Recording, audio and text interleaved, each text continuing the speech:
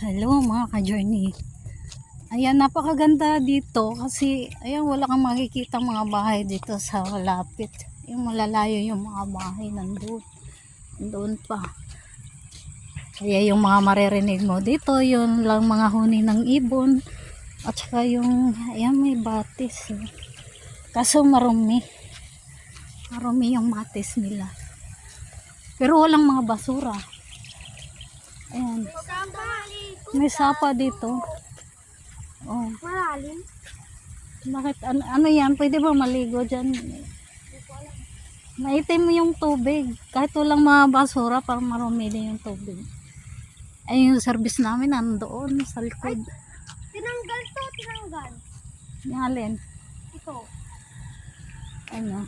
Ayan, ganun lang. Tsaka napakaganda. Tingnan niyo yun naman yung bukid. Oh. Kaso meron Napaka-peaceful dito. Nakikita mo dito yung mga tao nagja-jogging, ganun lang. Ayun, mga hayop. May mga baka doon. Ayun. Mga baka. First time ko mga journey pumunta dito. Kaya gusto ko pang mag-explore ng mga lugar na ganito. Dito sa Luzon marami kang mapupuntahan, mga ganitong mga lugar. Kaya umpisa pa lang mga ka-journey, marami pa tayo, mahaba pa yung journey natin. Maraming salamat po. God bless everyone.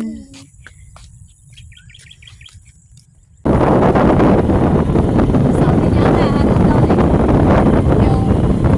nakita, paano niya makikita yan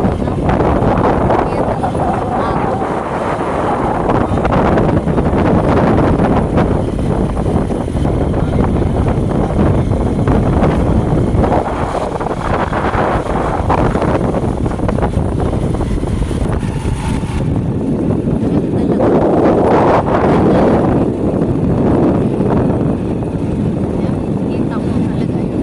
Pag pinagmasdan mo, ayan, hahanga ka na lang sa gawa ng Diyos. Yung kalikhasan, mga bukid, gawa lahat sa salita ng Diyos. Kakaroon ng liwanag, kakaroon ng halaman, kakaroon ng mga bukid, lahat ng laman sa mundo. Basakan.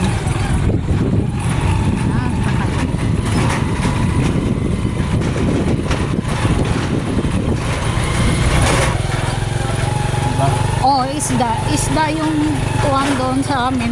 Ang mahal din. Mahal din yung mga isda.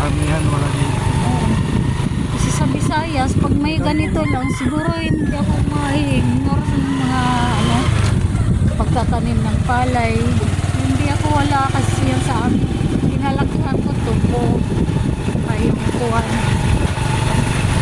Mga mais. Paano yung square lang problema doon, Oo. Walang tumutubong iyog dito. Wala kang makikita ng iyog dito banda. Ito yung ano dito. Bakit nga ba yung iyog dito ay hira lang. Ayan o. Meron pa isa-isa, dalawa.